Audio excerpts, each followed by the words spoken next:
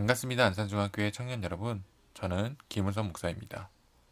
지난 시간에 이어서 소요리 문답 네 번째 시간을 갖도록 하겠습니다. 오늘 우리가 살펴볼 이 소요리 문답의 주제는 하나님의 작정입니다. 지난 시간에 우리는 하나님이 어떤 분이신지에 대해서 배웠었고, 오늘부터 3주 동안 하나님이 하신 일에 대해서 배우도록 하겠습니다. 소요리 문답 7번째 문항입니다. 하나님의 작정을 우리는 어떻게 이해할 수 있을까요?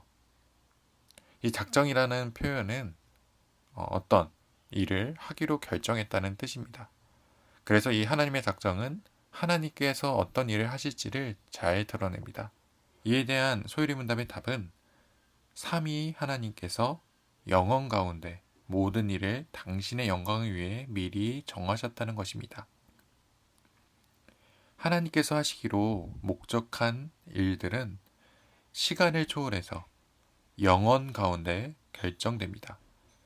그래서 하나님께서 하시기로 한 일은 영원성을 가지게 되고 우리 시간의 기준으로 보았을 때 미리 정하신 것이 됩니다. 그리고 하나님께서 어떠한 일을 하실지는 우리 삼위 하나님의 의논에 따라 결정됩니다.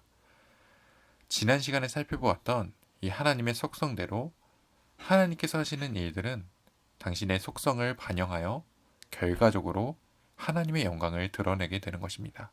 여기서 작정이 하나님께서 하실 일들을 미리 정하시는 것이라면 이 작정과 연관하여 떠오르는 단어가 하나 있을 것입니다. 그것은 우리가 설교나 성경에서 자주 보고 들었던 바로 예정입니다. 그러나 이 작정과 예정은 분명히 구분되어 사용되고 있는 표현입니다.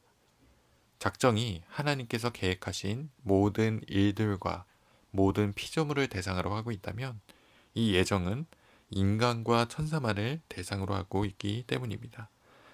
이 예정에 대해서는 다음 기회에 살펴보도록 하겠습니다. 계속해서 소요리 문답 8번째 문항을 살펴보겠습니다.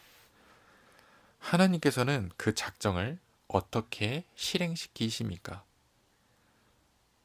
그에 대한 소요리 문답의 답은 창조와 섭리로 하나님께서 그 일들을 이루어 가신다는 것입니다. 창조가 만드는 일이라면 섭리는 관리하는 일입니다. 이 하나님의 창조와 하나님의 섭리에 대해서도 이어지는 시간들을 통해 살펴보도록 하겠습니다. 오늘 우리는 하나님의 작정에 대해 살펴보았습니다. 모든 일들이 하나님의 계획 안에서 이루어진다는 것이 한편으로 혼란스럽고 허무하다고 느껴질 수도 있을 것입니다.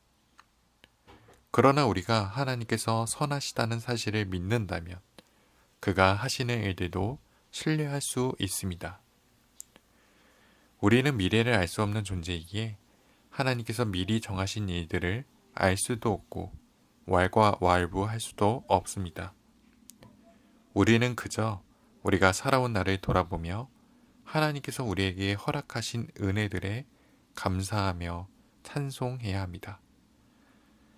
우리를 향한 하나님의 예비하심이 우리를 가두는 것이 아닌 하나님의 보호하심이라는 것을 깨닫고 하나님의 날개 그늘 아래 거할 수 있는 저와 우리 모든 안산중학교의 청년들이 되시기를 주님의 이름으로 소망합니다.